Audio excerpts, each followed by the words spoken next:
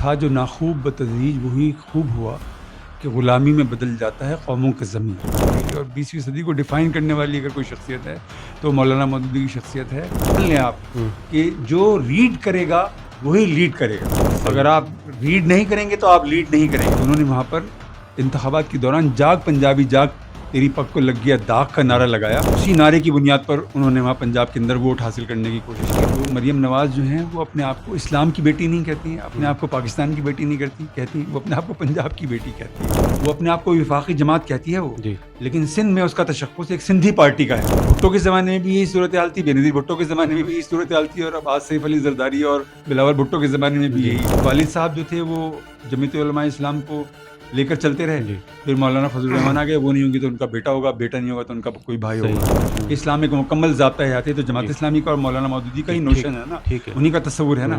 تو اب یہ پورے معاشرے نے قبول کیا ہوا ہے, ان تشخص کے دائروں سے اوپر اٹھایا ہے, اس میں کوئی شبہ نہیں. لیکن مسئلہ یہ ہے کہ عمران خان کا کوئی نظریاتی تشخص یہ نہیں. عمران خان ختم, پارٹی ختم.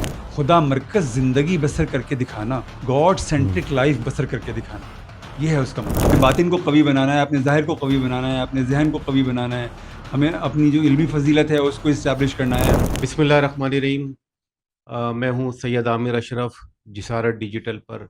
جماعت اسلامی علمی, سیاسی, سماجی تحریک ہے اور اس کے پورے دنیا میں اثرات موجود ہیں. اسی طرح اس کو قائم کرنے والی شخصیت سید ابوالعلا مودودی رحمۃ اللہ علیہ, جن پر بہت کتابیں لکھی گئیں اور جن کو بہت ڈسکس کیا گیا, جن کی تحریروں کے دنیا بھر میں آج اثرات موجود ہیں, اور ان تحریروں سے کئی تحریکات نے جنم لیا. ان سید ابوالعلا مودودی رحمۃ اللہ علیہ پر کئی زاویوں سے تنقید بھی ہوئی اور کئی زاویوں سے ان پہ مقالات اور گفتگو کا سلسلہ جاری رہتا ہے. ایک بار پھر ہمارے ساتھ معروف دانشور, کالم نگار اور جماعت اسلامی اور سید ابوالعلا مودودی رحمۃ اللہ علیہ پہ سب سے زیادہ لکھنے والے اور سب سے زیادہ بولنے والے شاہ نواز فاروقی صاحب موجود ہیں. شاہ نواز فاروقی صاحب, آپ کا بہت شکریہ. آج ہم بہت ایک اہم موضوع کے ساتھ آپ کے سامنے موجود ہیں, اور جماعت اسلامی اور سید ابوالعلا مودودی رحمۃ اللہ علیہ, یہ دونوں ایک دوسرے کے ساتھ جڑے ہوئے ہیں. میں سب سے پہلے جماعت اسلامی کو قائم کرنے والی شخصیت سید ابوالعلا مودودی رحمۃ اللہ علیہ کے بارے میں آپ کا تبصرہ جاننا چاہوں گا, یا سید ابوالعلا مودودی رحمۃ اللہ علیہ کے بارے میں فرمائیے کہ ان کے کام اور ان کی شخصیت کی پوری دنیا پر کیا اثرات رہے ہیں. جی بہت شکریہ عامر صاحب. جی دیکھیے, جو بر صغیر ہے ہمارا, اس کی اہمیت یہ ہے کہ اس نے بہت بڑے علماء پیدا کیے ہیں. جی. 18ویں صدی میں شاہ ولی اللہ محدث دہلوی پیدا ہوئے, جن کو اقبال نے کہا ہے کہ وہ گزشتہ 800 سال کا سب سے بڑا مذہبی ذہن ہے. ٹھیک ہے. اور اس میں کوئی کلام نہیں ہے. اور انہوں نے بر صغیر کے اندر قرآن اور حدیث کے پورے نظام کو ریوائیو کیا. یعنی ان سے پہلے قرآن اور حدیث جو تھے پس منظر میں چلے گئے تھے. صحیح. اور فرقے اور مسلک ڈسکس ہو رہے تھے وہاں پر, اور انہوں نے خود قرآن کا جو ہے فارسی میں ترجمہ کیا, اور ان کے بیٹے نے پھر اردو میں ترجمہ کیا. اور قرآن کا جتنا اور حدیث کا جتنا علم بر صغیر میں موجود ہے ان کی وجہ سے موجود ہے. لیکن ان کے اثرات بر صغیر تک ہی محدود رہے, اس سے باہر نہیں نکلے وہ. صحیح.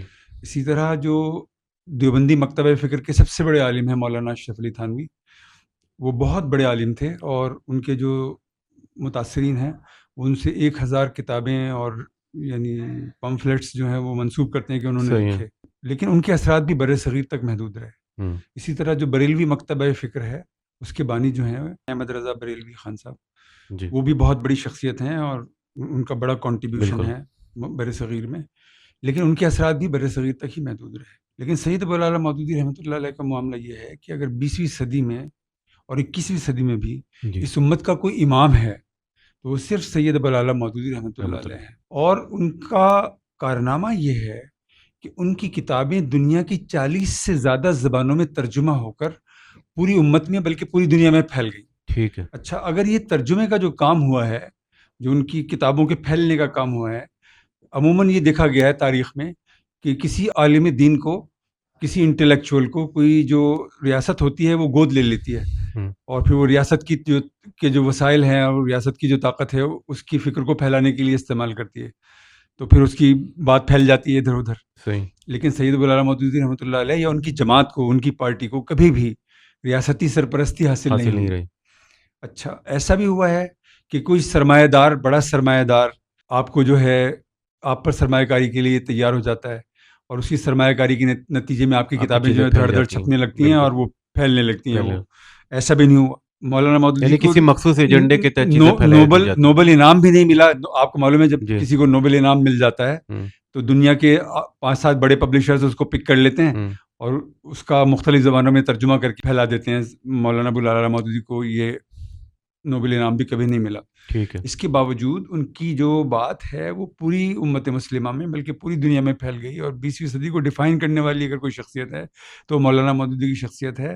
اور یہ جو کارنامہ ہے، یہ کارنامہ ہے اخلاص کا اور مولانا مودودی کی علمی وجاہت کا. یہ دو یہاں ایک سوال بنتا ہے جو آپ آگے بیان کرنا چاہیں. آپ نے دیگر علماء کرام کا ذکر کیا، بڑی شخصیات کا ذکر کیا، تو مولانا مودودی ان سے کس طرح مختلف تھے؟ ان کے اندر ایسی کیا خصوصیت تھی جس نے پوری دنیا پہ اثرات ڈالے، جس کا آپ ذکر کر رہے ہیں؟ جی اقبال نے ایک بہت زبردست شعر کہا ہے. اقبال نے کہا ہے، تھا جو ناخوب بتدریج وہی خوب ہوا کہ غلامی میں بدل جاتا ہے قوموں کا ضمیر. صحیح. یعنی اقبال کہہ رہے ہیں کہ غلامی اتنی ہولناک چیز ہے کہ یہ قوموں کی عادتوں اور خصلتوں کو نہیں بلکہ ان کے مزاج ہی کو بدل دیتی ہے. صحیح. اور غلامی کے زیر اثر مسلمانوں نے، برصغیر کے مسلمانوں نے بھی اور پوری دنیا کے مسلمانوں نے بھی یہ تسلیم کر لیا تھا کہ اسلام جو ہے وہ ایک بڑا مذہب ہے بلا شبہ، لیکن اب یہ صرف عقائد، عبادات اور اخلاقیات تک محدود ہوگا. اس کا ریاست سے اور سیاست سے اور معیشت سے اور معاشرت سے اور آرٹ سے اور کلچر سے کوئی تعلق نہیں ہوگا. ان دائروں میں علماء نے اسلام کو پھیلانے کی جو خواہش تھی اس کو ترک کر دیا تھا اور منوان تسلیم کر لیا تھا کہ بھئی ٹھیک ہے، بس اسلام جو ہے وہ عبادات اور اخلاقیات اور تک محدود ہوگا یہ. لیکن سید ابو العلا مودودی رحمۃ اللہ علیہ وہ واحد شخصیت ہیں کہ جنہوں نے 20ویں صدی میں اس نوشن کو چیلنج کیا. سید ابو العلا مودودی نے کہا کہ اسلام ایک مکمل ضابطہ حیات ہے. 20ویں صدی میں یہ پہلی مرتبہ، یہ پہلی دفعہ مولانا رحمۃ مودودی رحمۃ اللہ علیہ نے کہا کہ اسلام ایک مکمل ضابطہ حیات ہے. اور انہوں نے اس کی بنیاد پر جو ان کا پورا علم کلام ہے، جی، اس تصور کی بنیاد پر اس کو جو ہے ڈیولپ کیا انہوں نے. ٹھیک. اور اس کی بنیاد پر 100 سے زیادہ کتابیں انہوں نے تخلیق کی جس میں قرآن کی تفسیر بھی شامل ہے. تو وہ اس بنیادی تصور کے گرد جو ہے تشکیل پانے والی کتابیں ہیں ساری کی ساری کہ اسلام ایک مکمل ضابطہ حیات ہے. اور اب یہ اصطلاح عام ہو گئی ہے پوری مسلم دنیا کے اندر. تو جہاں بھی کوئی آدمی، خواہ وہ دیوبندی ہو، خواہ وہ بریلوی ہو، خواہ وہ شیعہ ہو، خواہ وہ سنی ہو، جہاں بھی کوئی یہ اصطلاح استعمال کرتا ہے وہ مولانا مودودی کی دی ہوئی اصطلاح استعمال کرتا ہے اور ان کے دیے ہوئے تصور کو استعمال کرتا ہے. تو یہ مولانا مودودی کا اتنا بڑا کنٹریبیوشن ہے کہ جس کی کوئی مثال مسلم تاریخ میں ہمیں نہیں ملتی. مولانا مودودی کی مخالفت کیوں ہوئی جب وہ یہ نظریہ اور ضابطہ حیات انہوں نے بتایا؟ مولانا کی بہت مخالفت ہوئی. جی دیکھیے، ہمارا جو مزاج ہے نا، برصغیر کا مزاج جو ہے، جو ہمارا دینی مزاج ہے، وہ مسلکی اور فرقہ وارانہ مزاج ہے. آپ میرے فرقے سے، میرے مسلک سے تعلق رکھتے ہیں تو آپ کی واہ واہ ہے، اور اگر آپ میرے فرقے اور مسلک سے تعلق نہیں رکھتے تو پھر میں آپ کو شک و شبے کی نظر سے دیکھوں گا. تو مولانا مودودی کا معاملہ یہ تھا کہ جتنے بھی فرقے اور مسلک کام کر رہے تھے، آپریٹ کر رہے تھے، ان میں سے کسی دائرے سے نکل کر نہیں آئے تھے، بلکہ وہ اپنی انفرادی فکر کے حامل تھے. وہ صحیح ہے. تو علماء نے ان کو اس لیے قبول نہیں کیا کہ یہ ہمارے فرقے اور مسلک سے تعلق نہیں رکھتا، اور ان پر فرقہ وارانہ اور مسلکی تناظر کے اندر اعتراضات ہوئے اور اب تک ہو رہے ہیں وہ. اور ان کو جو ہے اسی بنیاد پر قبول بھی نہیں کیا گیا. حالانکہ جو پورا عالم اسلام ہے، یعنی برصغیر کے علاوہ جو عالم اسلام ہے، وہاں مولانا مودودی کے بارے میں اس طرح کے تصورات موجود نہیں ہیں. یعنی ان کو فرقے اور مسلک کی بنیاد پر نہیں دیا گیا اور ان کو قبول عام حاصل ہوا. پورا جو عربین پیننسلا ہے، جو پورا عالم عرب ہے، وہاں پر مولانا مودودی کے اثرات ہیں. سید قطب جیسا آدمی ان کے زیر اثر آیا، جو مفسر قرآن ہیں، تو اس نے مولانا مودودی کا اثر قبول کیا اور اتنے بڑے عالم بن کر وہ ابھرے. تو برصغیر میں مگر ان کو مسلک اور فرقے کی نفسیات کے تناظر میں دیکھا گیا اور بیان کیا گیا. اچھا، مولانا مودودی رحمۃ اللہ علیہ نے صرف کتابیں نہیں لکھی اور صرف کلام نہیں کیا. انہوں نے اس جو تصور دین دیا، اس دین کو قائم کرنے کے لیے اس کے لیے عملی جدوجہد بھی کی، اور اس کے لیے انہوں نے جماعت اسلامی قائم کی. آپ کیا دیکھتے ہیں جماعت اسلامی کے بارے میں اگر میں پوچھنا چاہوں، آپ نے اس پہ لکھا بھی ہے کہ جماعت اسلامی کیا ہے. میرا سوال ہی یہی ہے کہ آپ کے نزدیک جماعت اسلامی کیا ہے؟ جی جی، میں سمجھتا ہوں کہ جماعت اسلامی مولانا مودودی کے فکر کو عمل میں ڈھالنے والی جماعت ہے. ٹھیک ہے. مولانا مودودی نے جو تصور دنیا پیش کیا ہے، جو تصور دین پیش کیا ہے، اس کی بنیاد پر انقلاب برپا کرنے والی جماعت جو ہے وہ جماعت اسلامی ہے. ٹھیک ہے. یہ جماعت اسلامی کی مختصر تعریف ہے. اور جماعت اسلامی کا معاملہ یہ ہے کہ وہ اس تصور کو لے کر مولانا مودودی کے زمانے میں بھی چلی اور بعد کے زمانے میں بھی چلی، اور ابھی تک وہ اسی تصور پر پوری طرح سے قائم ہے. اور میں آپ سے عرض کروں گا کہ جماعت اسلامی کو لوگ عموماً پولیٹیکل کانٹیکس میں دیکھتے اور بیان کرتے ہیں، صحیح ہے. لیکن اس کا کسی بھی پولیٹیکل پارٹی سے کوئی موازنہ ممکن ہی نہیں ہے. یعنی جو پاکستان کی بڑی سیاسی جماعتیں ہیں، مثال کے طور پر مسلم لیگ ہے، تو مسلم لیگ جو ہے، مسلم لیگ نواز، تو مسلم لیگ نواز جو ہے وہ کہتی تو ہے اپنے آپ کو ایک پاکستانی جماعت کہتی ہے وہ، لیکن وہ بنیادی طور پر ایک پنجابی جماعت ہے. اور اس کا ثبوت یہ ہے کہ میاں نواز شریف جب اسلامی جمہوری اتحاد کے تحت سیاسی جدوجہد کر رہے تھے تو انہوں نے وہاں پر انتخابات کے دوران جاگ پنجابی جاگ تیری پگ کو لگ گئی، پگ کو لگ گیا داغ کا نعرہ لگایا. جی. اور اسی نعرے کی بنیاد پر انہوں نے وہاں پنجاب کے اندر ووٹ حاصل کرنے کی کوشش کی، حالانکہ وہ اسلامی جمہوری اتحاد کے بینر کے نیچے اپنی سیاسی جدوجہد کو جاری رکھے ہوئے تھے، اور اسلام میں اور پنجابیت کے اندر کوئی مطابقت ممکن نہیں ہے. پھر جو ان کی بیٹی ہیں تو مریم نواز جو ہیں، وہ اپنے آپ کو اسلام کی بیٹی نہیں کہتی ہیں، اپنے آپ کو پاکستان کی بیٹی نہیں کہتی، وہ اپنے آپ کو پنجاب کی بیٹی کہتی ہیں. تو اس سے پتہ چلتا ہے کہ جو ان کا پنجابیت کا تشخص ہے وہ ان کے باپ نے بھی اڈاپٹ کیا ہوا تھا، اور جو ان کی بیٹی ہیں انہوں نے بھی اڈاپٹ کیا ہوا تھا. ٹھیک ہے. اور میں آپ سے عرض کروں کہ جو میاں شہباز شریف صاحب ہیں، ان کا معاملہ تو یہ ہے کہ پاکستان کی یعنی جو سابق جنرل ہیں ISI کے اور ملٹری انٹیلیجنس کے جو سابق سربراہ ہیں، جنرل درانی، انہوں نے کتاب لکھی ہے دی اسپائی کرونیکل. بھارت کی ایک خفیہ ایجنسی جو تھی رو، اس کے ایک سابق چیف کے ساتھ امرجیت سنگھ کے ساتھ مل کر وہ کتاب لکھی ہے انہوں نے. تو اس میں انہوں نے یہ انکشاف کیا ہے، اندر کمار گجرال جب ہندوستان کے پرائم منسٹر تھے تو ان کے ڈاکٹرین کے تحت، ان کے تصور کے تحت میاں شہباز شریف اس وقت کے بھارتی پنجاب کے وزیر اعلیٰ راجہ امریندر سنگھ کے ساتھ پاکستانی پنجاب اور بھارتی پنجاب کو ایک کرنے کے منصوبے پر غور کر رہے تھے، اس کے امکانات کا جائزہ لے رہے تھے کہ یہ پاسبل ہے کہ نہیں ہے پاسبل ہے. تو یہ سب سے بڑی جماعت کا یہ تشخص ہے. پھر آپ دیکھیے کہ جو پیپلز پارٹی ہے وہ اپنے آپ کو وفاقی جماعت کہتی ہے وہ، لیکن سندھ میں اس کا تشخص ایک سندھی پارٹی کا ہے، یعنی سندھی پارٹی کے سوا وہ کچھ بھی نہیں ہے. بھٹو کے زمانے میں بھی یہی صورتحال تھی، بینظیر بھٹو کے زمانے میں بھی یہی صورتحال تھی، اور اب سیف علی زرداری اور بلاول بھٹو کے زمانے میں بھی یہی صورتحال ہے اس کی. تو وہ کبھی بھی اپنی سندھیت کے تشخص سے اوپر نہیں اٹھ سکے وہ. صحیح ہے. یا اگر آپ مثلا مولانا فضل الرحمان کی بات کریں تو ان کا جو تشخص ہے وہ دیوبندیت کے سوا کچھ بھی نہیں ہے. دیوبندیت ہے یا ان کا پورا خاندانی پس منظر ہے. یعنی ایک زمانے تک ان کے والد صاحب جو تھے وہ جمعیت علماء اسلام کو لے کر چلتے رہے، پھر مولانا فضل الرحمان آ گئے، وہ نہیں ہوں گے تو ان کا بیٹا ہوگا، بیٹا نہیں ہوگا تو ان کا کوئی بھائی ہوگا. تو ان کا تو یہ تشخص ہے. جماعت اسلامی کا معاملہ یہ ہے کہ جماعت اسلامی کسی فرقے، کسی مسلک، کسی لسانی تعصب کے دائرے میں آپریٹ کرنے والی جماعت ہی نہیں ہے. اس کا تشخص صرف اسلام ہے. اور اس کا ثبوت یہ ہے کہ جماعت اسلامی کے جو پہلے امیر تھے وہ مولانا ابو العلا مودودی رحمۃ اللہ علیہ تھے، اور وہ اصطلاح میں وہ مہاجر تھے. ٹھیک ہے. اور جو دوسرے امیر تھے وہ میاں طفیل محمد صاحب تھے، اور وہ اصطلاح میں پنجابی تھے. ٹھیک ہے. اور جو تیسرے امیر تھے وہ قاضی حسین احمد تھے، وہ اصطلاح میں پشتون تھے. اور جو چوتھے امیر تھے وہ سید منور حسن تھے، وہ اصطلاح میں مہاجر تھے. اور جو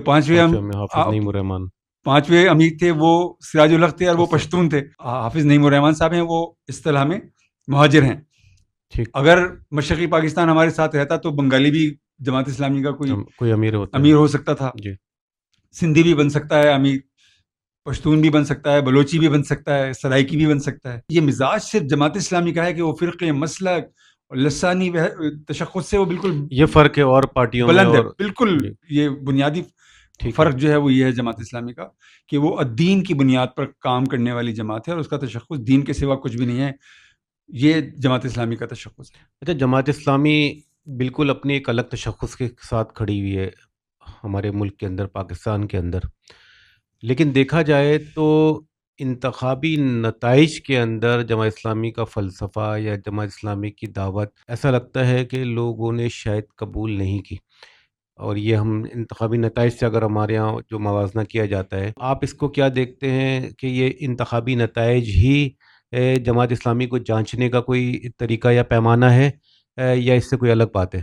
جماعت اسلامی کو جانچنے کا پیمانہ یہ ہے کہ جو اس کی فکر ہے، ہوں جیسا کہ میں نے ابھی پہلے عرض کیا، ہوں اس کی فکر جو ہے وہ پورے معاشرے کے اندر اس طرح سے پینیٹریٹ کر گئی ہے. یعنی جی اب جو یہ بات ہے ہوں کہ اسلام ایک مکمل ضابطہ حیات ہے، تو جماعت جی اسلامی کا اور مولانا مودودی کا جی ہی ٹھیک نوشن ہے نا، ٹھیک ہے انہی کا تصور ہے نا. ہوں تو اب یہ پورے معاشرے نے قبول کیا ہوا ہے کہ اسلام جو ہے وہ مکمل ضابطہ حیات ہے.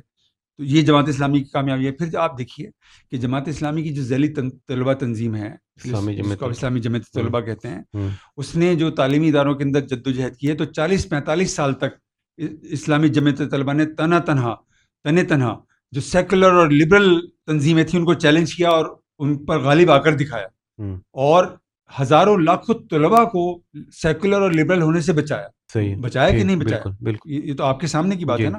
اسی ہم طرح نے جو تعلیم اداروں میں دیکھا اسی ہے طرح جو محنت کشوں کا دائرہ ہے، ہوں وہاں پر بھی آپ کو معلوم ہے کہ جو بائیں بازو کے تشخص کے حامل لوگ تھے وہ غالب تھے وہاں پر. ہوں لیکن پھر جماعت اسلامی سے تعلق رکھنے والے لوگوں نے اس دائرے کے اندر ان کو چیلنج کیا، اور وہاں پر بھی پورے منظرنامے کو بدل دیا. اور جو بڑے بڑے ادارے ہیں، پاکستان اسٹیل مل ہے، پاکستان ریلوے ہے، PIA ہے، وہاں پر ان کو چیلنج کیا اور وہاں پر اپنی یونینیں قائم کر کے دکھائیں. تو جماعت اسلامی اور اسلامی جمعیت طلباء نے ہزاروں لاکھوں لوگوں کی زندگی کو بدلا ہے. اور اگر طلباء تنظیمیں بین نہ کر دی گئی ہوتی ہوں اور اسلامی جمعیت طلباء اسی طرح فنکشن کر رہی ہوتی جس طرح کی وہ فنکشن کر رہی تھی، صحیح تو اس وقت بھی پورا جو یعنی جو پاکستان کا جو یوتھ ہے وہ جماعت اسلامی کے ساتھ ہی ایسوسیٹیڈ ہوتا، اور جماعت اسلامی کے ہی زیر اثر ہوتا، اور جماعت اسلامی کے نظریے کو اور اس کے تشخصی کو اپنا اوڑھنا بچھونا بنایا ہوا ہوتا. طلباء تنظیموں پر پابندی نے یہ اس در کو بند کر دیا ہمیشہ ہمیشہ کے لیے.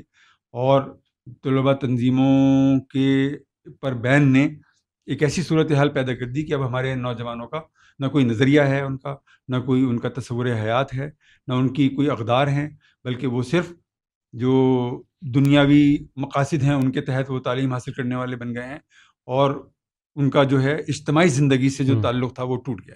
اچھا، کیا آپ یہ محسوس کرتے ہیں یا کہہ سکتے ہیں کہ ہمارے یہاں سیاست کے اندر اسٹیبلشمنٹ کی مداخلت ہے، موجود ہے، یہ ایک حقیقت ہے؟ تو کیا جماعت اسلامی کی انتخابی نتائج پہ، اس کی مقبولیت پہ، یا سیاسی طور پر اس کے محدود کرنے پر آپ سمجھتے ہیں کہ اسٹیبلشمنٹ کا بھی پورا ہاتھ رہا ہے؟ 1977 کی فضا کو ذرا سا آپ کنسیو کریں. ہوں 1977 کی جو فضا تھی، اس میں جو اس وقت کام کر رہا تھا، قومی اتحاد کام کر رہا تھا بھٹو جی صاحب کے خلاف، جی تو اس کو لیڈ کرنے والی جو نظریاتی اعتبار سے اس کو لیڈ کرنے والی جماعت تھی وہ جماعت ہوں اسلامی تھی، ٹھیک ہے اور اس کی پاپولیرٹی ملگیر تھی وہ. ہوں اور ضرورت تھی اس بات کی کہ وہ جو جدوجہد کی سمت تھی اس کو لے کر آگے بڑھا جاتا، صحیح اور اس کی بنیاد پر جو ہے سیاسی جدوجہد کی جاتی. ہوں لیکن بدقسمتی سے جنرل ضیاء الحق کا ماشاء اللہ درمیان میں آ گیا، اور پھر جماعت اسلامی نے ماشاء اللہ کی جو گورنمنٹ تھی اس کو جوائن کر لیا. تو اس سے جو اس کا پورا نظریاتی تشخص تھا، اس کا جو پورا نظریاتی اسٹیم تھی اس کی، وہ خارج ہو گئی، ٹھیک ہے اور وہ ایک نارمل جماعت بن کر رہ گئی وہ. ہوں اور یہ ایک بہت بڑا سیٹ بیک تھا، یہ ایک بہت بہت بہت بڑا نقصان تھا. یہ جماعت اسلامی کا بھی بہت بڑا نقصان تھا، اور پورے معاشرے کا بھی بہت بڑا نقصان تھا. تو اگر جماعت اسلامی اسی ریڈیکل سیاسی جدوجہد کی طرف لوٹے جو وہ بھٹو کے خلاف کر رہی تھی، تو میں سمجھتا ہوں کہ جماعت اسلامی کے لیے آج بھی پاکستانی سوسائٹی کے اندر ابھرنے کے امکانات موجود ہیں. مولانا مودودی نے اس پورے نظام کو سڑا اور گلا ہوا نظام، ہمارا جو جمہوری نظام قرار دیا گیا ہے، جب وہ مولانا مودودی یہ بات کہتے تھے تو اس کا کیا مطلب تھا؟ کہ ہم یہ مطلب لے سکتے ہیں کہ اس نظام سے جماعت اسلامی جیسی دعوت دینے والی تنظیم کو تو شاید کچھ نہیں مل سکتا یا کوئی کامیابی حاصل نہیں ہو سکتی. آپ اس کو کس طرح دیکھتے ہیں؟ دیکھیے، اس سے ان کی وہی مراد تھی جو بھی انہوں نے ڈسکس کیا ہے، اسی پروگرام میں ڈسکس کیا ہے کہ یہ مسئلوں کو، مطلب انتخابات ہوتے ہیں، دیوبندی کو ووٹ دیتا ہے، بریلوی کو ووٹ دیتا ہے، شیعہ کو ووٹ دیتا ہے، جو سنیت پر بلیو کرنے والا ہے وہ سنیت پر بلیو سنیت کو ووٹ دیتا ہے، جو پنجابی ہے وہ پنجابی کو ووٹ دیتا ہے، جو مہاجر ہے وہ مہاجر کو ووٹ دیتا ہے، جو سندھی ہے وہ سندھی کو ووٹ دیتا ہے. یہ جو ہمارے تشخص کے چھوٹے چھوٹے دائرے ہیں، اس میں لوگ الجھے ہوئے ہیں. اور جو بڑی فکر رکھنے والا، یعنی اچھا بڑی فکر رکھنے والے یعنی جوڑنے والے آ جاتے ہیں، جیسے عمران خان ہیں، آپ ان سے ہزار اختلاف کریں، لیکن انہوں نے ان کو پاکستانی قوم کو ان تشخص کے دائروں سے اوپر اٹھایا ہے. صحیح اس میں کوئی شبہ نہیں. لیکن مسئلہ یہ ہے کہ عمران خان کا کوئی نظریاتی تشخص یہ نہیں ہے. ہوں تو اگر جماعت اسلامی یہ کام عمران کرتی، خان ختم پارٹی ختم. جی عمران خان کل نہیں ہوں گے تو پارٹی نہیں ہوگی. ہوں تو اگر یہ کام جماعت اسلامی کرتی ہے اور جماعت اسلامی کرے ہوں اور نظریاتی تشخص کے ساتھ کرے ہوں تو میں سمجھتا ہوں کہ جماعت اسلامی کے لیے پاکستان کے اندر اسی طرح ابھرنے کے امکانات موجود ہیں جس طرح سے کہ 1970 کی تحریک میں جماعت اسلامی ابھر کر آئی تھی اور پورے سیاسی افق کے اوپر چھائی ہوئی تھی.